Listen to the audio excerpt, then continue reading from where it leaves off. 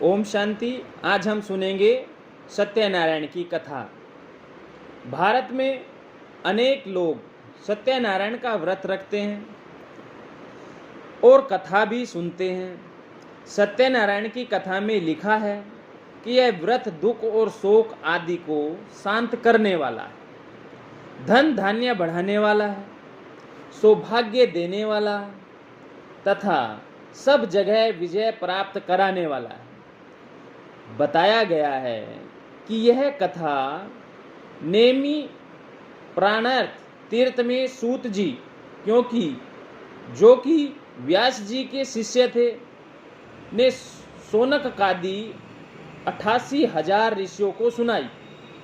परंतु जब मनुष्य प्रचलित सत्यनारायण कथा पढ़ता या सुनता है तो इसमें ना तो श्री नारायण की कोई जीवन कहानी है, ना सत्य स्वरूप परमात्मा का कोई परिचय है और ना ही किसी व्रत की व्याख्या की गई है।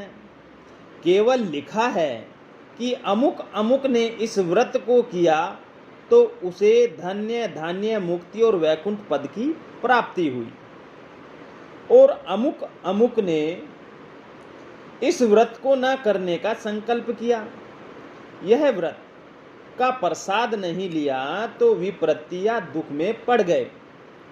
उदाहरण के तौर पर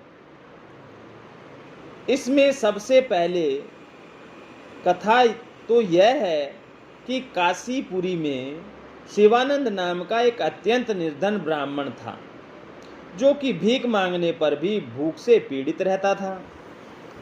भगवान उनके सामने एक बूढ़े ब्राह्मण के रूप में आए और उन्होंने उसे सत्यनारायण का व्रत करने के लिए कहा। उस व्रत को करने से उसे धन संपत्ति तथा सुख का लाभ हुआ।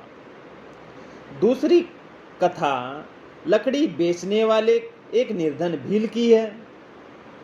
वह भी इस व्रत को करने से निर्धनता, दुख तथा शोक से छूट गया और अंत में वैकुंठ में देवपद को प्राप्त हुआ।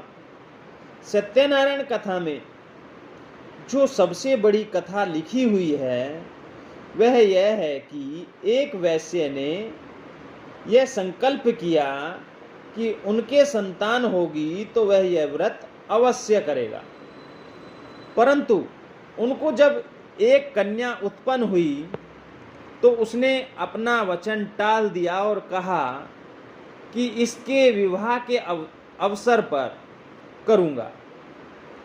उस अवसर पर भी वह व्रत करना भूल गया।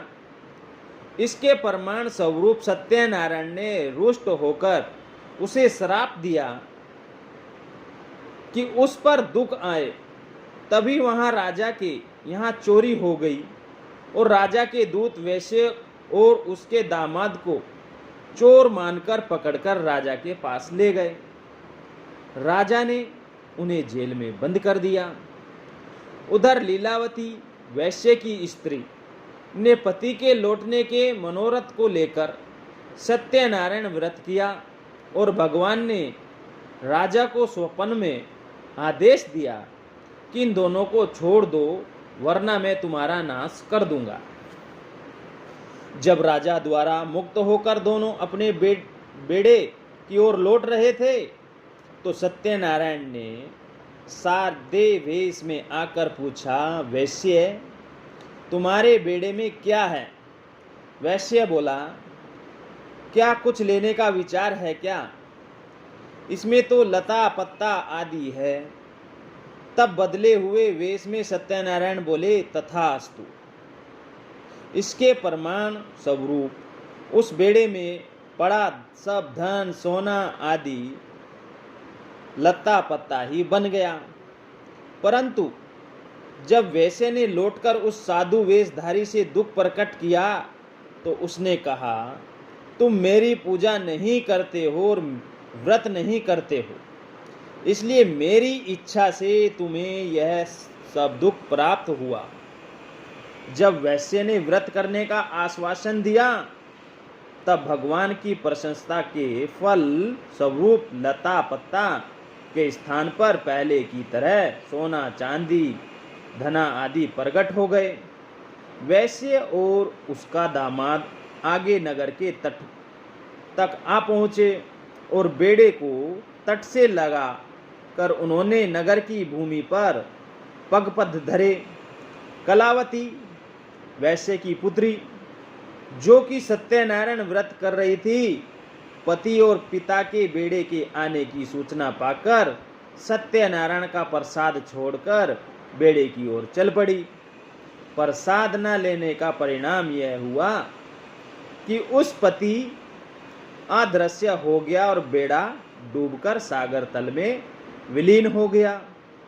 परंतु जब कलावती प्रसाद खाकर लौट आई तो उसका पति पुनः प्रकट हो गया और डूबा हुआ बेड़ा भी तैर आया।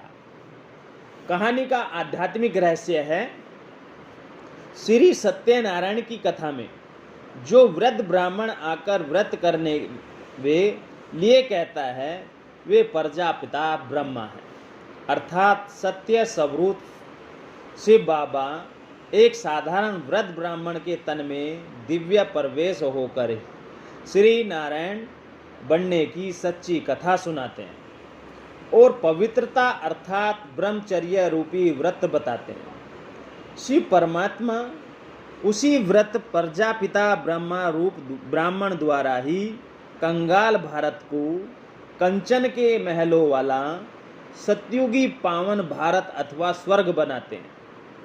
उसी रूप में भीलों के समान प्राय निर्धन बने भारत को परमपिता शिव धनवान बना देते हैं और व्यापारियों के भी डूबे हुए जीव रूपी बेड़े को निकालकर पार उतारते हैं। सतयुग में सर्वगुण संपन्न मर्यादा पुरुषोत्तम 16 कला संपूर्ण ही सत्यनारायण थे। वे ही सतयुग त्रेता युग में 14 कला संपन्न चंद्रवंशी बनते हैं। धीरे धीरे वे 5 विकारों के जाल में जकड़ते जाते हैं। तब द्वापर में केवल 8 कला ही बचती है। आत्मा अभिमानी से देहा अभिमानी और पूज्य से पुजारी बन जाते हैं। कलयुग के अंत में जब पूर्ण विकारी बन जाते हैं तभी मनुष्य आत्माएं भी बहुत दुखी बन जाती है।